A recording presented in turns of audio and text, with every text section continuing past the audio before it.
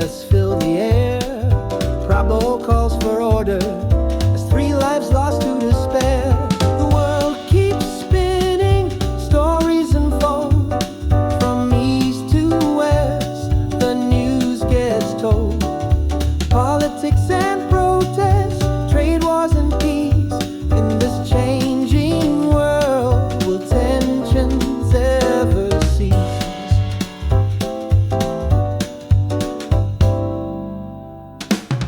Trump eyes the Fed with loyalists in mind, overhauling institutions he wants to bind.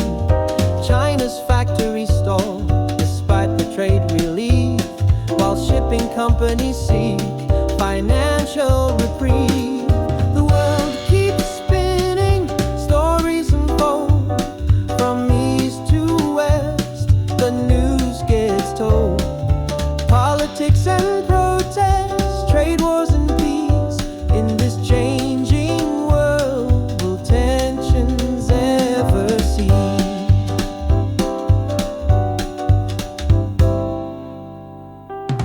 Germany's gas reserves hit 70%. Winter fears ease, crisis diverted.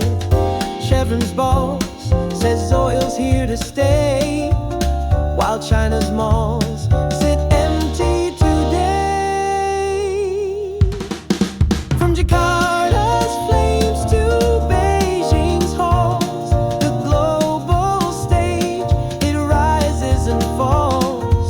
Sunday morning news, the world awaits. Every headline shows what's at stake.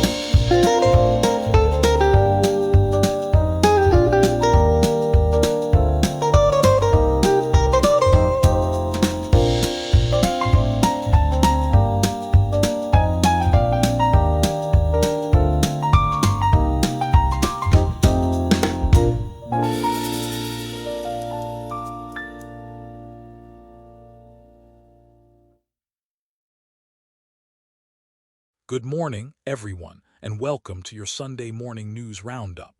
It's 6 a.m. Eastern on this last day of August, and there's quite a lot happening around the globe this weekend. Let's start with what might be the most surprising diplomatic development we've seen in months. Chinese President Xi Jinping and Indian Prime Minister Narendra Modi have declared themselves partners, not rivals, as they work to repair relations between the world's 2 most populous nations. This rapprochement is being largely driven by Donald Trump's ongoing trade war policies, which have created an interesting dynamic where former adversaries are finding common ground. It's fascinating how global trade tensions can reshape traditional geopolitical alignments.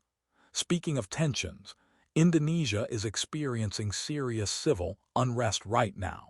President Prabowo Subianto has ordered firm action from police and military forces as violent protests over rising living costs and inequality have resulted in at least 3 deaths, with buildings being torched and officials' homes looted.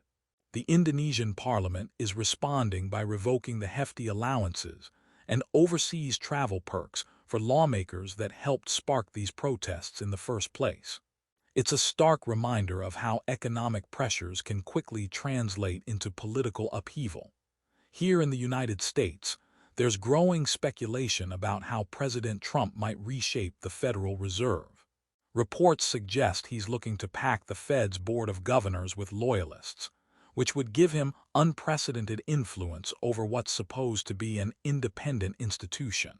This could fundamentally change how monetary policy is conducted in America.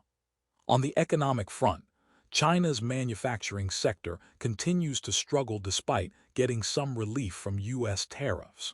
Factory activity remained in contraction territory for August, as government crackdowns on price wars are holding back production and offsetting any benefits from the extended U.S. trade truce.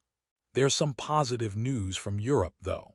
Germany has reached a critical milestone by filling its gas reserves to 70% capacity, 2 months ahead of schedule. This significantly eases concerns about potential winter heating shortages that had government officials worried about possible intervention.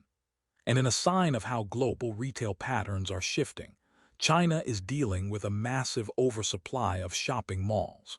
The country kept building retail space even as America was closing malls, and now they're facing the consequences with too many empty shopping centers.